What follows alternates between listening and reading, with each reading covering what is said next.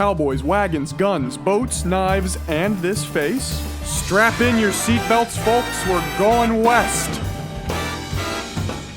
Ladies and gentlemen, welcome to 10 Golden Frames, the show where we break down 10 frames from classic films of Hollywood's golden age and figure out what makes them great.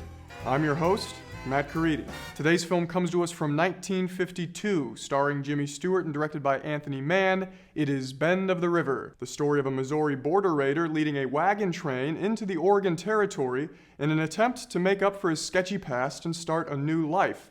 This movie was filmed in Technicolor and shot on location in Oregon, which makes it a sight to behold. So, without further ado, let's get into the pictures.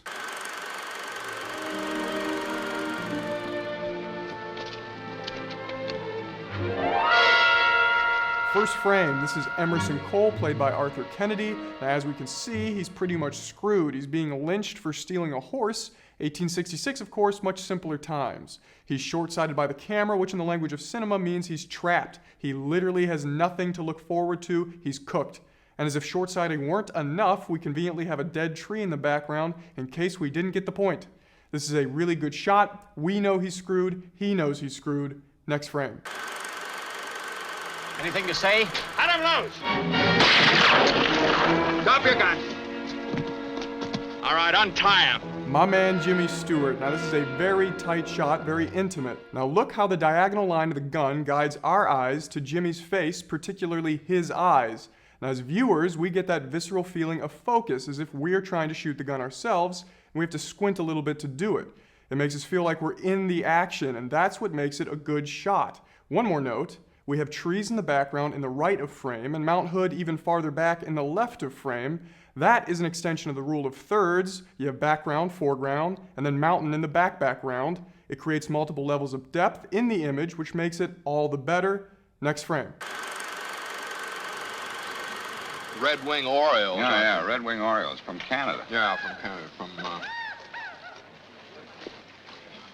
This is Laura Bale, played by the gorgeous Julie Adams. It is a simple shot, but I absolutely love it. Her face is lit with a soft key light and a hard backlight, which gives her hair and cheekbone a certain glow. Now that glow is glamorous. It's classic Hollywood. It accentuates Julie's smile and it conveys her life and vitality. I mean, just look at it. It's gorgeous. She's gorgeous. And on top of that, we again have multiple layers of background, multiple depths, which make for a more complex shot, which makes it more visually pleasing. I love it. Next frame. Come and get her! Feed it to the hogs! Should have a couple of hogs. We have a landscape. It sort of has a Lord of the Rings vibe. Now this time our subjects are in the background, silhouetted against the sky. They're very small in frame, and that evokes the size and grandeur of nature, which is something you like to see in a Western. Now instead of just having our subjects far in the background and that just being the shot, cinematographer Irving Glassberg, respect, has chosen to put a very interesting tree in the right side of the frame. Now note how its dark branches sort of loom over our subjects. It's very foreboding, which in the context of the story is perfect because in the next scene, Jimmy Stewart and his buddy get screwed over, but we will not spoil the details. Suffice it to say that the tree and its branches say something. They mean something. They foreshadow visually what is to come without a word of dialogue. That is visual storytelling. That is good filmmaking. Next frame. Little boy! Let it go. We'll get all three of them.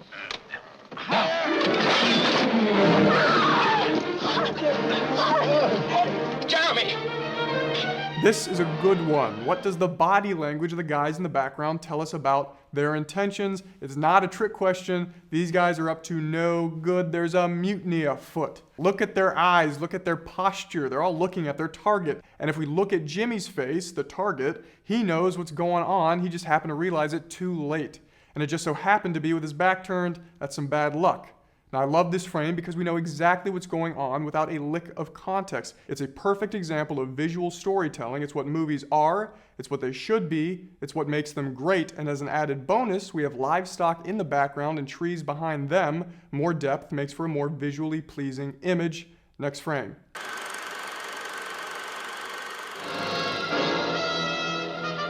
Stay where you are, boys. Everything's gonna be real nice. Arthur Kennedy again, this time taking control of the situation. The camera is low, looking up ever so slightly at him, visually affirming that he's in control. He's leaning forward a little bit, his gun is low, but his eyes are steady on the target. It's very menacing. His eyes say, "Don't screw with me," and then you look down and you see his gun, you say, "I'm not gonna screw with you." There's space in the frame in front of him, so we know he's pointing it at someone. Not much more to say other than the fact that he looks like a badass. Next frame. Some night I will be. You'll be seeing.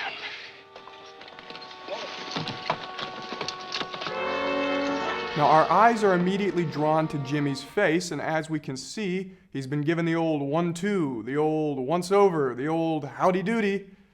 You know, they beat the shit out of him. And as we can see, he's not having any of it. He's pissed off to say the least. Look at his hand. Look at his right hand. It looks like he's air strangling someone. Like he's trying to force choke them or something. Again, leaning forward, camera looking up to him. He is menacing. Except the difference in this shot is that it looks like he's on top of the mountain, which he literally is. We get the feeling that he's on top of the world, that he's conquered the mountain, and this makes him look powerful and dangerous, determined to get his comeuppance. It's my favorite shot of the film. It's absolutely iconic. Next frame.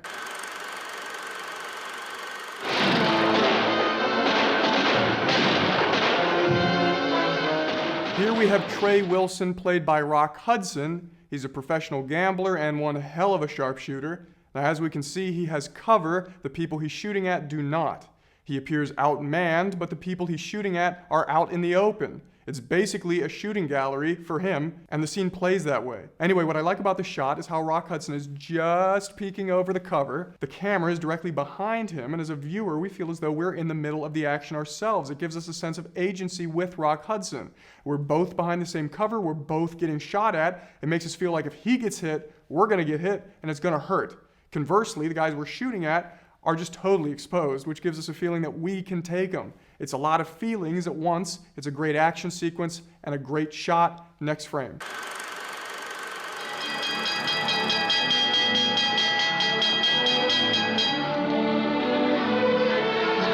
This is post-climax in the resolution of the film, and as we can see, the boys are back in town. The wagon train with the food needed to survive the winter has arrived. Now, I'd call that a spoiler, but it's a Western from 1952. Surprise, surprise, the good guys win. And I like that, by the way. I'm not criticizing it. Now, what's stellar about this shot is that we see the wagon train come in from the perspective of the settlers. The camera is right behind our subject, just like the last shot. So again, we get that sense of agency. It's almost as if we heard hooping and hollering outside, went to the window, and saw our salvation. And I'm not being flowery with my language. The winter would have killed them. And that context really adds to this shot, which, by the way, is gorgeous. This frame looks like a painting. We have the left side cut by our subject. The right side is cut by a wall. So our eyes are guided to the center of the frame where the action is. And as an added bonus, Mount Hood is in the background just being majestic. This frame is a 10 out of 10. Last frame.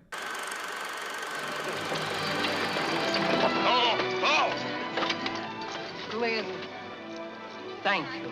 This is Mrs. Prentice, played by Frances Bavier, better known as Aunt B from The Andy Griffith Show. Now our eyes are immediately drawn to her face. It is the brightest point in frame, and that's no accident. Jimmy Stewart's arm and the railing behind her also act as leading lines that further guide our eyes to look at her face. And her expression says it all, something like, "You saved our lives, you're a good man, thank you." And contextually, Jimmy Stewart was seeking vindication from these people the entire film. He never knew for sure that they would accept him, even if he saved them because of his past. But this frame confirms it. Mrs. Prentice is the unspoken matriarch of the settlers, so when she gives Jimmy Stewart this look, he knows it's real. Also, quick shout out to the pond behind her. It looks like something straight out of a Monet painting. It is gorgeous. Well, ladies and gentlemen, those were 10 golden frames, and that's our show. If you get a chance, try and watch Bend to the River. It is a classic Western with great performances, obviously top-notch cinematography, and it does not drag for a second. Thank you for watching our show. We appreciate you spending your time with us. Until next time, keep watching movies. 10 Golden Frames was brought to you by me. It's just me and a couple of my buddies after work. If you can find it in your heart, please share this with literally everyone. It would help us so much. This was obviously our inaugural episode. We are just getting started, and we intend to do a lot more of these, so please hit the like button if you liked it, dislike the video if you didn't like it, but subscribe nonetheless. I would be eternally grateful to you, and my parents will respect me. Maybe. Thank you very much.